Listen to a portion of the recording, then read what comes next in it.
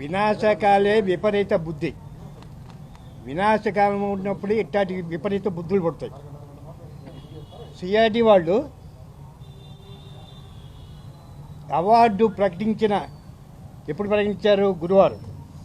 గురువారం 3 గంటల ప్రాంతంలో ప్రకటించి 24 గంటల్లో దాన్ని అమలు జరపాలని మొత్తం మాస్టర్ గేమ్ వేశారు.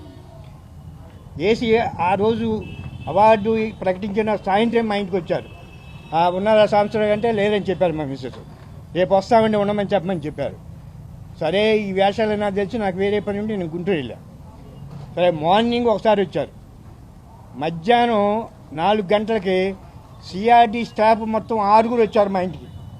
6 గంట దౌర్జన్యంగా వచ్చి ఏది సాంబశివరావు గారు ఉండమని చెప్పాం కదా, మీకు లెక్కలేదా? మేమంటే ఏం లెక్కలేదనేది ఏంటి, మాది భూమి, మాకు పనులు ఉంటాయి, మీరు వస్తారు, మీరు వచ్చినప్పుడు ఉండాలా, మేము ఇవాళ కాదు ఇంకో రోజు తీసుకుంటాం నోటీస్ అని మా Mrs BP patient, sugar patient అయినా గట్టిగానే మాట్లాడింది.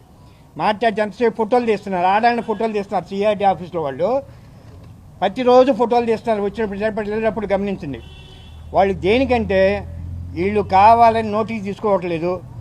24 గంటల్లోపే ఈ ఫోటోలు తీపించే బిల్డప్తే ఈ నోటీసు తీసుకోలేదు కాబట్టి మేము వీళ్ళకి డబ్బు. మన అవార్డు ఉండవల్లి గ్రామంలో ఇంతకుముందు ఎంత రేటు ఉందో ఎవరు తెలియదు. మొన్న శ్రీకృష్ణ చెప్పాడు, రేట్ చెప్పండి, అవార్డు డిస్కషన్కి వెళ్ళాం మేము. ఆ రేట్ ఏంటండి ఇవ్వమని మా లాయర్ గారు అడిగారు, నిర్మలం గారు. తర్వాత ఇస్తామండి, ముందు సంతకాలు పెట్టండి అన్నాడు. పిచ్చోడు అనుకున్నావా? రైతు నాకు పిచ్చి నాకులా కనపడుతున్నారా మీకు? ఒక లాయరు ఫీమేల్ ఛాలెంజ్గా మాట్లాడింది కలెక్టర్తో, ఛాలెంజ్గా చేసే పాయింట్. మీరు పేపర్ అవార్డు పేపర్ అసలు రేటు ఏంటో ఉండదు చెప్తే దాన్ని చూసి చదువుతాను చెప్తా. అది చెప్పకుండా అవార్డు ఎట్లా డిస్కస్ చేస్తానంటే ఎన్ని వంకలు పెట్టారు. చివరికి అవార్డు కాచి ఇచ్చాడు. అది అవార్డు అన్న సారీ మన ఉండవల్లి మార్కెట్ రేట్లు. దాంట్లో వాళ్ళు 15 శాంపుల్స్ 20 శాంపుల్ తీసుకున్నారంట. 73 లక్షలు వేసామండి మీ పొలానికి రేట్ అన్నారు. మాది 73 లక్షలు ఏంటండి? విజయవాడ పక్కన ఉండవల్లి అంటే విజయవాడ కోక, ఇక్కడ 73 లక్షలు అంటే చిన్నపిల్లాడుగా పుట్టేవాడుగా నవ్వుతాడు అని మా వాడు ఏం చేశారు, సర్వే నెంబర్ 28, 29 అనుకుంటా, 5,50,00,000కి రమేష్ ఎంపీ రిజిస్టర్ వైట్ మనీతో రిజిస్టర్ చేసిన డాక్యుమెంట్లు, ఇంకా వేరే డాక్యుమెంట్లు మా లాయర్ గారు ఆ కాపీలు తీసి వాళ్ళ ముందేశారు. సరే ఈ గారు రాయండి అంటే రాసుకుంటాం, మీరు చెప్పాల్సిందని చెప్పారు. సరే అవి రాసుకొని యాక్చువల్గా ఇది 4 రోజులకు వాయిదా ఉంది కోర్టులో. వాళ్ళు ఏం చేశారంటే ఈ డబ్బులు ఇంత సుమారుగా ఇప్పుడు 73 లక్షలు అన్నారు కదా, దాన్ని మా ఆర్గ్యుమెంటు మా పేపర్లో చూపించడం వలన 1,14,000 వేశారు. అంటే దాదాపు అంతకుముందు ఎస్టిమేషన్ మీద 40 లక్షలు పెంచారు. అంటే ఎకరానికి రోడ్డు కింద పోయే వాళ్ళకి 2,45,000 నుంచి 2,90,000 వరకు వేరియేషన్స్ ఇచ్చారు. వేరియేషన్ ఏంటంటే కొంతమంది ఇటుకల షెడ్లు ఏవి ఉంటాయి, కన్స్ట్రక్షన్ ఉంటుంది కాబట్టి అవి కూడా కన్సిడర్ చేసి మార్కెట్ దాని మీద పెంచేశారు.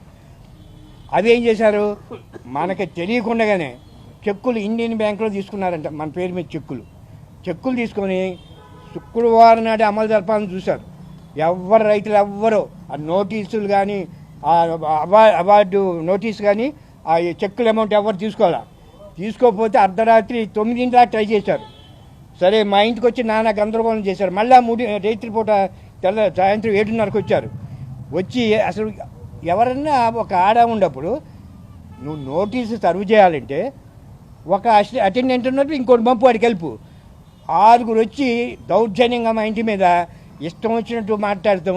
ఎందుకు లేడు, మేము వస్తామని చెప్పాం కదా, చెప్పే పని లేదా అని పరుష భాష మాట్లాడి తర్వాత మన బక్కిరెడ్డి గారు మన నాని వచ్చి మాట్లాడే వరకు ఇక కామ్గా ఇక నాకు ఫోన్ ఇచ్చింది మా మిస్సెస్, ఇట్లా హడావుడి చేస్తున్నారంటే ముందు గెట్అవుట్, ముందు అసలు కాంపౌండ్ నుంచి పంపించేసి ఎవరు అక్కడ ఉంది, మీరు చేసింది సబ్జుడిషన్, మీరు ట్రెస్ పాస్ మా ఇంటికి ఎవరు రమ్మన్నారు మిమ్మల్ని మొత్తాన్ని లోపల ఇప్పిస్తాను సిఆర్డీ వాడిని, ఎవరు పర్మిషన్ లేకుండా మా కాంపౌండ్లోకి ఇచ్చారని చెప్పి నేను చెడమని తిట్టా. ఇక అక్కడి నుంచి కామ్గా వాగితో గారు అంటించకుండా వెళ్ళిపోయారు. అసలు మనకి ఎందుకు చేస్తున్నారంటే వీళ్ళు ఆ రోజు ఎవరో ఒకళ్ళు ఇద్దరు తీసుకుంటే వీళ్ళ మాస్టర్ గేమ్.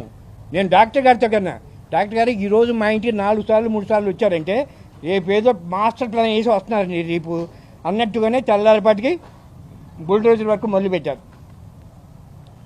అసలు 24 గంటల్లో వారంగా నోటీస్ సర్వ్ చేయాలి, మినిమం 4-5 రోజులు సర్వ్ చేయాలి. 24 గంటల్లో అవార్డు ప్రకటించిన 24 గంటల్లో ఇంత ఒత్తిడి ఎమర్జెన్సీ కాలం లాగా ఉందన్నమాట.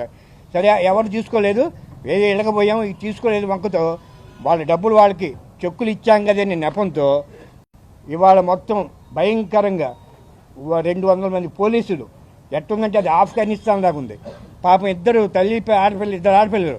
వాళ్ళు కనీసం ప్రజానీకం టీవీలో చూస్తే ఒళ్ళు రక్తం పొంగిపోయి చంద్రబాబు ఇంటిని ముట్టడిస్తారా మనం ఆడాలని లేకుండా భయంకరంగా నెట్టి ఇక మా బోటని నెట్టి రాళ్ళు మీ మీద కింద పడేసి తొక్కేవాళ్ళేమో.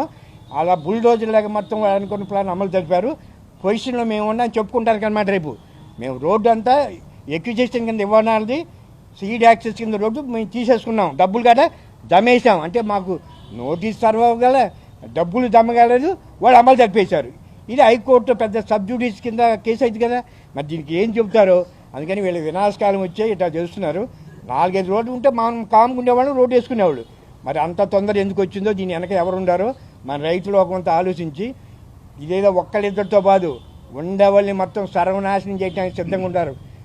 ఈ టైంలో మనం కనుక మౌనమునులాగా, అంటే ఇదివరకు మన మన్మోహన్ సింగ్ అనేవాళ్ళు మౌనమునిలాగా అలా ఉండాలంటే మనకు వచ్చే తరాలని మనమే నాశనం చేసిన వాళ్ళు అవుతాం.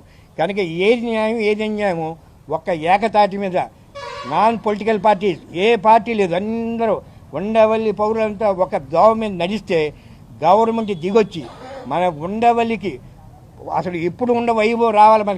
మనకి సింహద్వారం విజయవాడ సింహద్వారం పార్ట్ ఆఫ్ విజయవాడ గట్టి గుద్దామంటే నీళ్లు బోర్డు లేకుండా వస్తాయి మనకి నీళ్లు.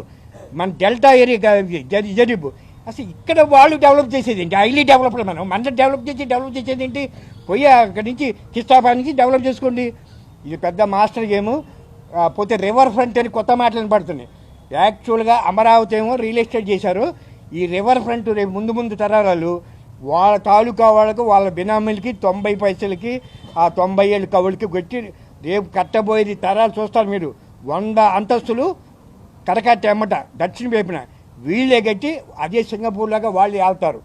ఈ డేంజర్ కనిపెట్టి మనం ఉండవల్లి లోకల్ ఫెలోస్ మనం ఇక్కడ బతికి ఉన్న వాళ్ళు మన ప్రాంతంలో ఇంత దౌర్జన్యం జరుగుతుంటే అసలు పార్టీ అని ఆ పార్టీ ఏంటి అంతా ఏకమవ్వాలి. ఆడాళ్ళు మగాళ్ళు పిల్లలు రోడ్డు మీదకి వస్తే ఏ గవర్నమెంట్ అని తిరిగిద్ది. ఈ భయంకరమైన పరిపాలనని మనం సరైన సమాధానం చెప్పేటట్టుకు అందరూ సిద్ధంగా ఉండాలా. మనకు అన్ని రాజకీయ మద్దతులు ఫుల్ సహకారం ఇవ్వాలి మాకు.